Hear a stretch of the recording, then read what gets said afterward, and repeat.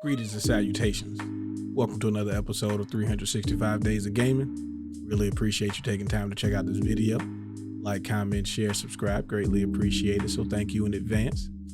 Now, we've done a handful of wrestling games, and I almost forgot one of my favorite wrestling games that kind of just came and went, and I felt like, deserves a little more praise. So let's check out WWE Allstars.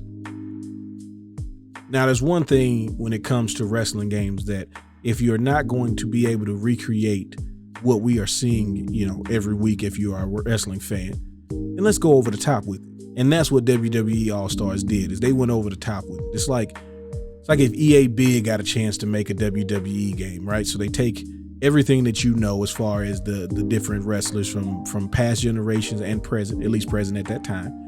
And then you bring all of the wrestlers together, and then you add some over-the-top aspect to it. First and foremost, everybody is built like action figures, which, I thought was fantastic.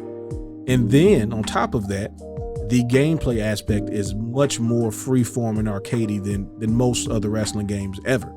And I was all on board with it. Like, I enjoy the way that you kind of have like this combo system. It's like a fighting game almost. One of my favorite ones was the WrestleMania the arcade game. So of course I had to give this a shot, and I was pleasantly surprised. I really enjoyed this game, but I also knew that the trend of the over-the-top, EA Big style games that pretty much ran its course, at least for the majority of the gaming world. So there was a little chance that this game was going to get the traction that it deserved, and it didn't, and they never came out with another one. But I always felt like this was underrated. So let's talk about it.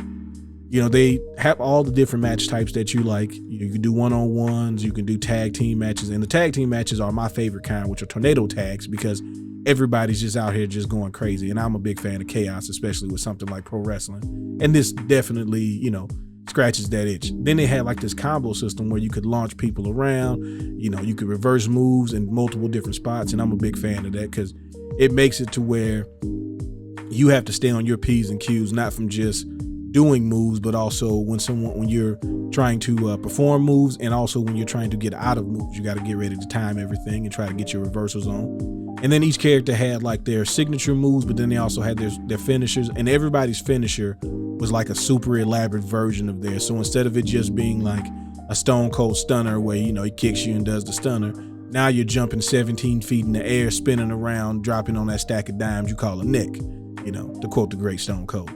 And, I just thought that this was fantastic. You got Kofi Kingston and other high flyers like Rey Mysterio running and kicking off you and jumping off the top rope and flying down on you. And like, how could you not enjoy this if you like pro wrestling? That was always my concern. Like, how do you not like this? The entrances are there. So you get all the pyro and ballyhoo, and, it still has the spirit of the WWE, but, you get some of this over the top action. And just to be funny, so as I was recording this, Zach came in and was like, "Oh yeah, I remember that game."